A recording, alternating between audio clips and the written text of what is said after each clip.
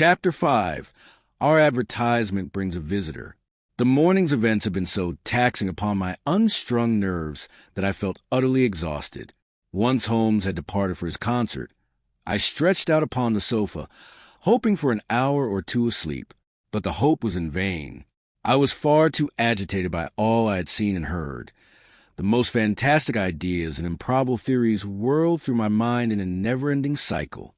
Whenever I closed my eyes, I was haunted by the memory of that ghastly corpse, with its gorilla-like features and contorted limbs. So hideous was the face that I felt almost a sense of gratitude toward the murderer. For if ever a mortal countenance bore the marks of repulsive vice and dark instinct, it was surely the face of Enoch Drebber. Yet, I had to admit, and it was difficult to think otherwise, that however unappealing the victim may have been, justice must take its course. The law cannot find mitigating circumstances when faced with such a brutal atrocity. The more I dwelled upon the case, the more I marveled at the confidence with which my companion asserted that Enoch Drebber had been poisoned. I recalled seeing Holmes leaning over the dead man's mouth, sniffing the air, and I concluded that he must have detected some trace of a toxic substance then. And if it were not poison that caused death, what was it? For no wound had been found upon the body, nor any mark of strangulation. Yet at the same time, whence came the blood which lay so copiously upon the floor? There were no signs of a struggle, nor anything to suggest that the victim had held any weapon of defense. It was all profoundly mysterious and dark. I felt that until the matter was cleared up, neither Holmes nor I would enjoy a peaceful night's rest. As for Holmes, he was so calm and so certain of his methods that he had already formed a definite theory explaining every fact. But what that theory was, I could not even begin to guess. Holmes returned very late. So late, in fact, that it was evident he had attended more than just the concert. Our dinner was already served when he entered the room. The concert was magnificent, he said, taking his place at the table. Do you remember what Darwin says about music? He claims that mankind produced musical notes and rhythm long before they acquired the power of speech. Perhaps that is why music moves us so deeply. We retain within us a vague memory of those ancient times, when the world was still in its infancy. That is a very broad concept. I remarked, concepts must be as broad as the world itself if they are to interpret it, he replied. But what is the matter, doctor? You look quite out of sorts. Is it this Brixton Road business that has upset you? I must confess it is, though I should be more seasoned after my Afghan campaign. At Maiwand, I saw my poor comrades hacked to pieces, and yet that terrible sight never moved me as much as what I saw today. I understand you perfectly. There is a mystery about this affair which stimulates the imagination. Where there is no mystery, there is no fear. Have you seen the evening papers? No. They give a fairly accurate account of murder, but they fail to mention the ring found when the body was lifted. It is just as well that they don't. Why? Look at this advertisement, he said. I sent a similar one to every paper as soon as we returned today. He handed me a newspaper and pointed to a section. It was the first entry in the Lost and Found column. It read as follows. Found this morning in the Brixton Road, halfway between the White Hart Tavern and Holland Grove, a plain gold wedding ring. Apply to Dr. Watson, 221B Baker Street, between 8 and 9 this evening. I must apologize for using your name, he said. But had I used my own, one of those idiots at Scotland Yard would have noticed it and meddled in the affair. You are quite right, I replied. But suppose someone actually answers the advertisement? I have no ring to give them. Oh, yes, you have, said Holmes, handing me a plain gold band. This will serve the purpose admirably. It is an almost exact duplicate of the original. And who do you expect will answer this call? The man in the brown coat, our friend with the florid face and the square-toed boots. If he does not come himself, he will send an accomplice. Would he not consider it too dangerous? Not in the least, provided my theories are correct, and I have every reason to believe they are. This man would risk any danger to recover that ring.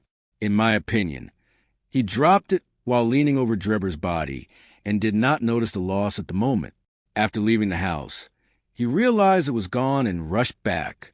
However, he had already made the blunder of leaving a candle burning on the mantelpiece.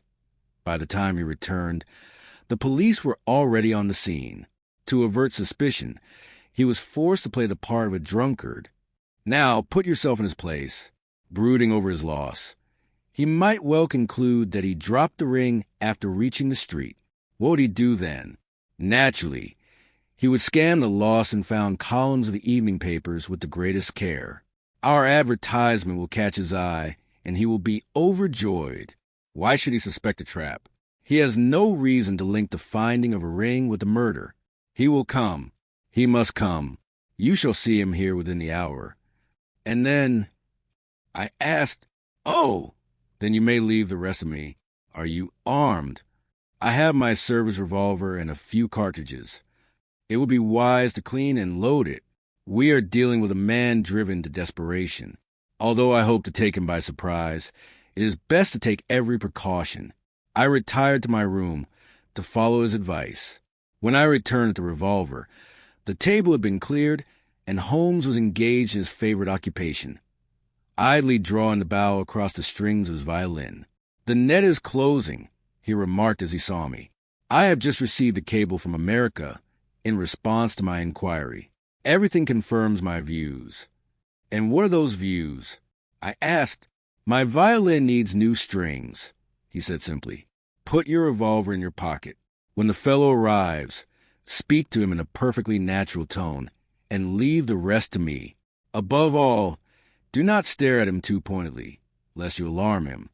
"It is precisely 8 o'clock," I said, consulting my watch. "Yes, he will likely be here in a few minutes. Open the door slightly, there like that. Now put the key on the inside. Thank you. Look at this quaint little book I picked up at a stall yesterday, De Jure Inter Gentes. It was published in Latin in Liège in 1642. King Charles's head was still firm upon his shoulders when this brown-backed volume saw the light. Who was the publisher? One Philippe de Croix. On the flyleaf, in faded ink, is written, Ex Libris Guglielmi White. I wonder who William White could have been. Some industrious man of the law in the 17th century, no doubt. His handwriting has a legal flourish to it. But here, if I am not mistaken, is our client now. At that very moment, we heard the sharp, sudden ring of the bell. Sherlock Holmes rose softly and turned his chair toward the door. We heard the servant pass through the hall and draw the latch. "Does Dr. Watson live here?" asked a clear, though somewhat harsh, voice. We could not hear the servant's reply, but the door slammed, and someone began to ascend the stairs with faltering and uncertain steps. My companion listened to the sound with an expression of the utmost amazement upon his face. The footsteps approached, followed by a timid tap at the door. "Come in," I cried. Instead of the rugged-looking individual we had expected, a very old and wrinkled woman hobbled into the room. She appeared dazzled by the sudden transition from the darkness to the brilliant light, and having made a sort of curtsy, she stood blinking at us, her right hand fumbling nervously in her pocket. I glanced at Holmes, and his face wore such a look of utter discomfiture that I had to struggle not to burst into laughter. The old crone finally extracted a newspaper and pointed to our advertisement. "It's about this, my good gentleman," she said with another curtsy. "The gold wedding ring found in the Brixton Road. It belongs, no doubt, to my daughter Sally, who was married only a year ago. Her husband is a steward on one of the Union boats, and I daren't think what he would do if he came home and found the ring gone. He's a bit short-tempered at the best of times, but when he's had a drop of drink, he's worse. You see, my good gentleman, Sally went to the circus last night with, 'Is this the ring?' I asked. 'The Lord be thanked,' she cried. 'Sally will be a happy woman tonight. That is the very ring. What is your address?' I inquired, picking up a pencil. 13 Duncan Street, Houndsditch, a weary way from here, as you can see. The Brixton Road does not lie between Houndsditch and the circus, I believe?" Holmes remarked dryly. The old woman spun round and cast a sharp, searching look at my friend from under her red-rimmed eyelids. "The gentleman asked for my address," she said. "Sally lives at number 3, Mayfield Place, Peckham. And your name?" "My name is Sawyer. Hers is Dennis. Tom Dennis is her husband, and a fine-looking man he is, too. When he's at sea, there's no steward more capable or highly thought by the company. When he's on shore, what with the women and the liquor shops—" "Here is your ring, Mrs. Sawyer," I said, cutting her short at a sign from Holmes. "It clearly belongs to your daughter, and I am glad to be able to restore it." The old hag stowed the ring in her pocket, muttering thanks and blessings, and hobbled out of the room. We heard her uncertain steps descending the stairs. The moment she was gone, Holmes sprang from his chair like a man possessed and rushed into his bedroom. He reappeared in a few seconds clad in a long ulster, with a collar that muffled his face to the eyes. "I'll follow her," he said hurriedly. "She must be an accomplice and will lead me to our man. Wait for me until I return." He was out on the landing before the hall door had even closed behind our visitor.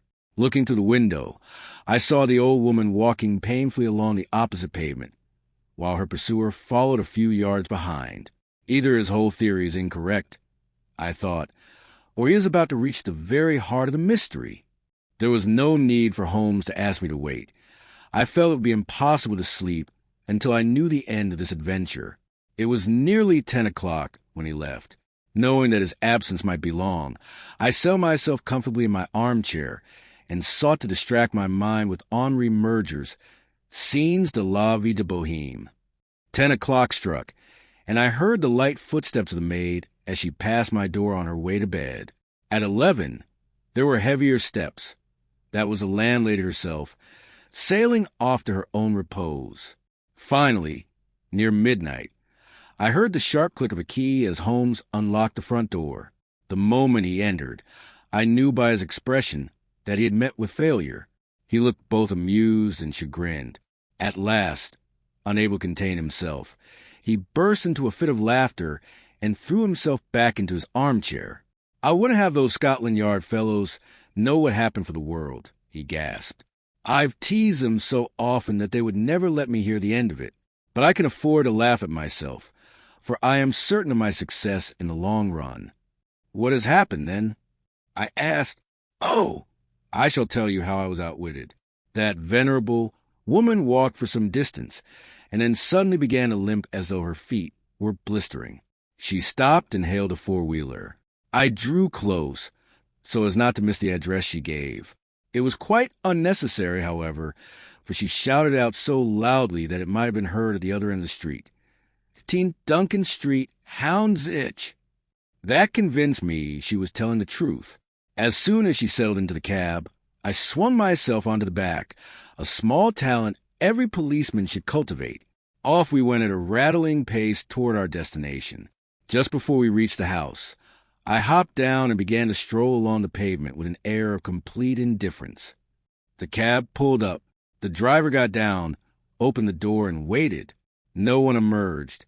I watched in the corner of my eye as the man eventually climbed inside and began groping about, even looking under the seats and ruffling the cushions. His face was a picture of fury, and he let fly a volley of oaths such as I have rarely heard. The passenger had vanished into thin air, and I have every reason to believe he left without paying the fare. At number 13, we were informed that the house belonged to a most respectable wallpaper merchant named Keswick, and that the names Sawyer and Dennis were entirely unknown. "Well," I cried in utter amazement, "you don't mean to tell me that a frail old woman, who could hardly drag one foot after the other, was capable of leaping from a moving carriage without either you or the driver noticing? To the devil with the frail old woman." Holmes replied bitterly, "It is we who are the old women for being so easily duped. It was a young man, a very strong and agile one, I should say, not to mention an incomparable actor. His disguise was flawless. He must have realized he was being followed, and took that means of giving me the slip. This proves that the man we are seeking is not alone, his friends willing to take grave risks on his behalf. But you look exhausted, doctor. You had better go to bed." I followed his advice, for I was indeed feeling terribly weary. Holmes remained sitting by the fire, and long into the night I could hear the low, melancholy wailing of his violin, a sure sign that he was still brooding over the dark problem he had sworn to solve. Chapter 6. Tobias Gregson shows what he can do. The next day, the papers were filled with nothing but the Brixton Mystery, as they had dubbed the grim drama. Each journal offered its own theory, devoting lengthy columns to the investigation. I learned several new details from these reports which had previously escaped me. Since I was keeping a careful record of everything relating to the case, I condensed the gist of these articles into my notebook. The Daily Telegraph remarked that in the annals of crime, there were few cases so strange. The German name of the victim, the apparent lack of motive, and the sinister inscription in blood upon the wall all pointed toward the involvement of political refugees and revolutionists.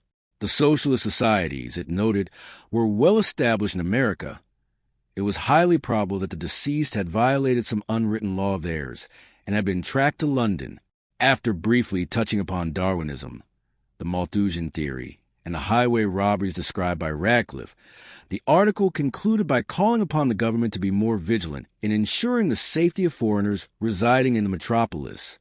The Standard offered a different perspective, suggesting that such outrages typically occurred under liberal administrations. These crimes, argued, were the natural result of unsettled minds and the breakdown of moral authority caused by democratic ideas.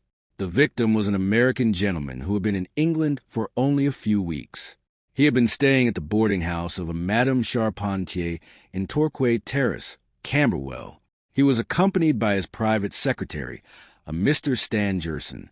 On Tuesday, the 4th Inst., the two gentlemen had taken leave of their landlady, stating that they were departing for Liverpool by the evening train from Euston. They were indeed seen together upon the platform. From that moment, however, nothing more was heard of them until the body of Mr. Enoch Drebber was discovered in the derelict house on Brixton Road. Who had lured him there, or how he met his end, remained shrouded in mystery. The whereabouts of Stangerson were likewise unknown. The article concluded by expressing relief that the case had been entrusted to Mr. Gregson and Mr. Lestrade of Scotland Yard, two officers whose energy and skill were a guarantee that the darkness surrounding the crime would soon be dispelled. The Daily News had no doubt that the murder was political in nature. The despotism of continental governments, it claimed, drove many to our shores who might have been excellent citizens had they not been soured by persecution. These exiles were bound by a strict code of honor, the breach of which was punishable by death. Every effort, the paper stated, must be made to locate Stangerson and ascertain the habits of the deceased. A significant step has already been taken in discovering the victim's lodgings, an achievement due entirely to the intelligence and promptitude of Mr. Gregson of Scotland Yard. Sherlock Holmes and I read these notices over our breakfast, and they seemed to afford him considerable amusement. "I told you so," he remarked. "No matter what happens, Lestrade and Gregson will reap the credit." "That depends on how the affair turns out," I answered. "Lord bless you, man, it makes no difference to them. If the fellow is caught, it will be thanks to their efforts.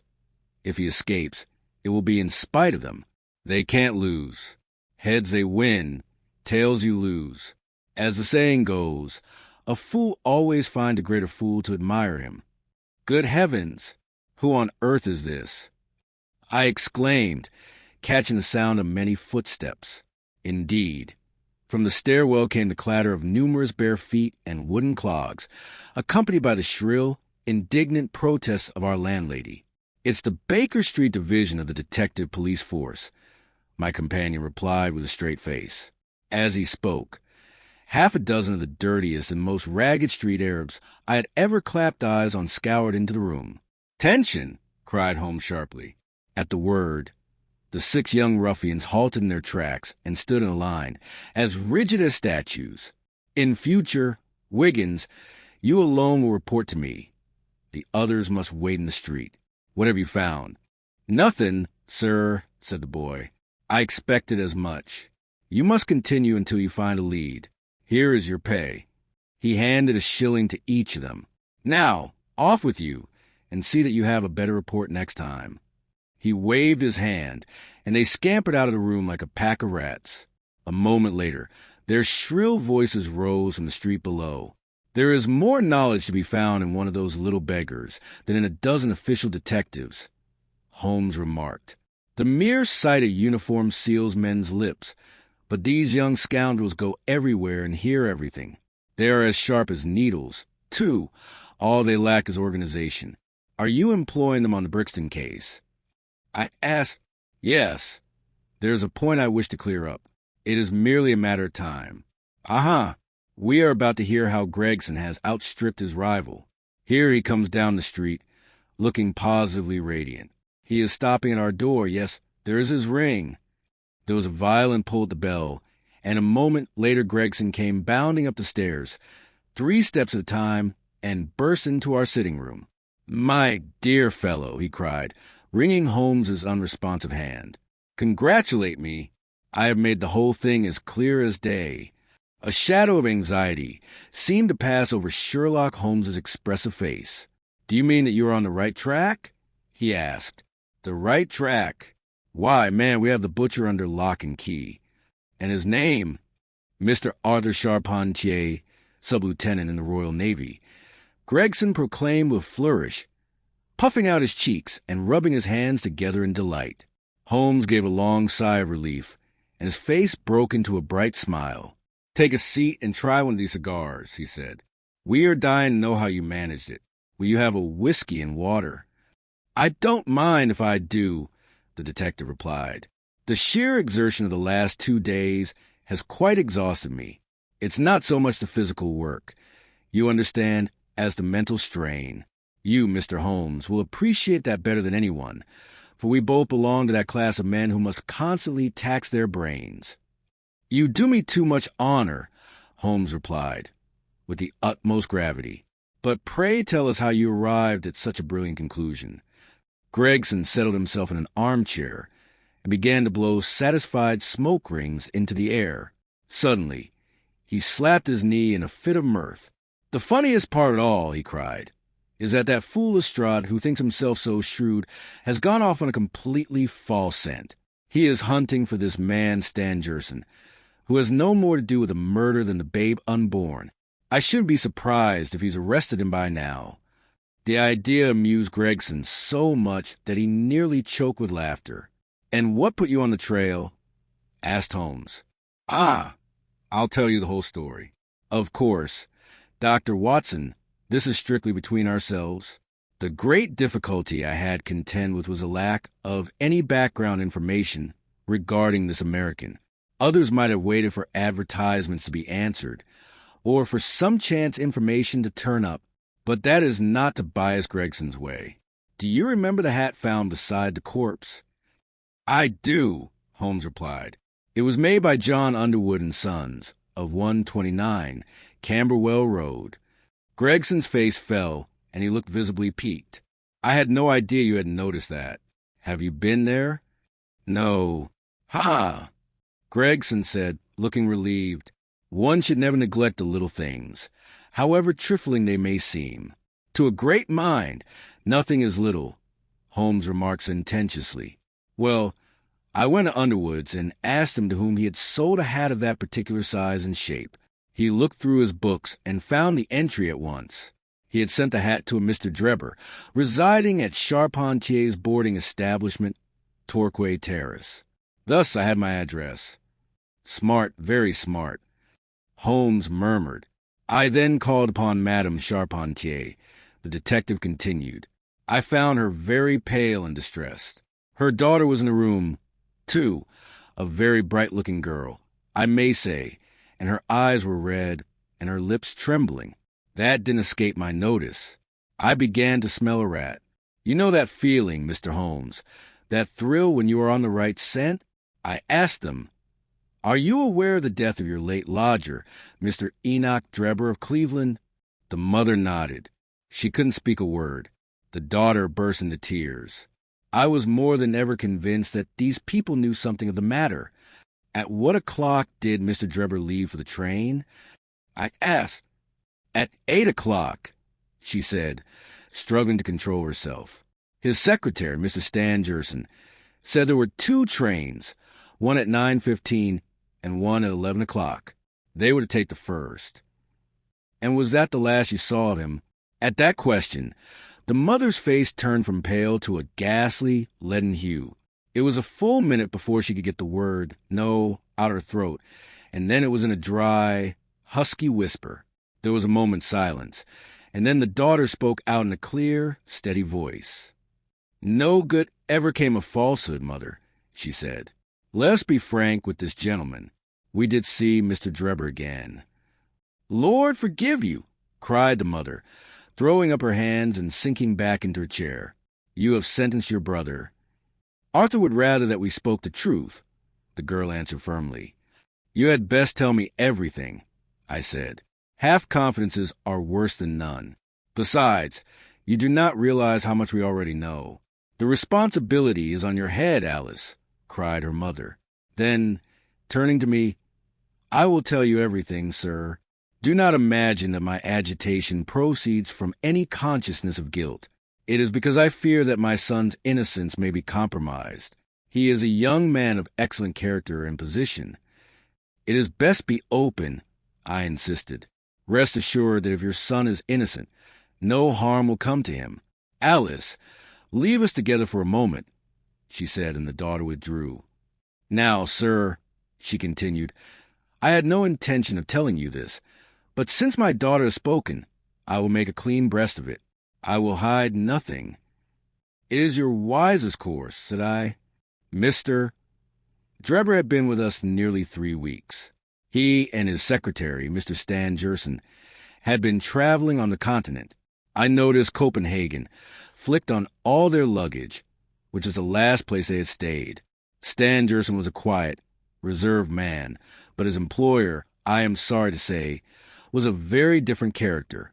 He was a coarse, brutal man. He was drunk on the very first night of his arrival, and indeed was seldom sober after midday.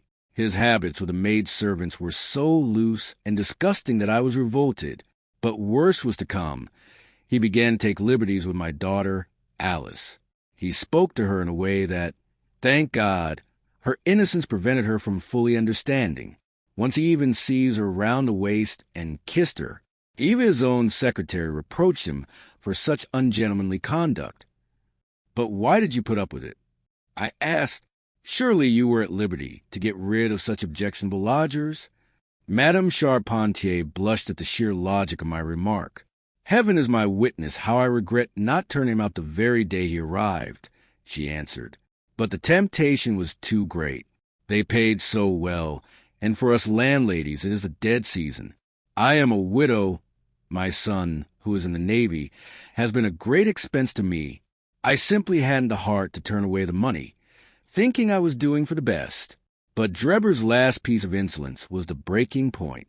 I gave him notice and told him why. That is why they decided to leave London."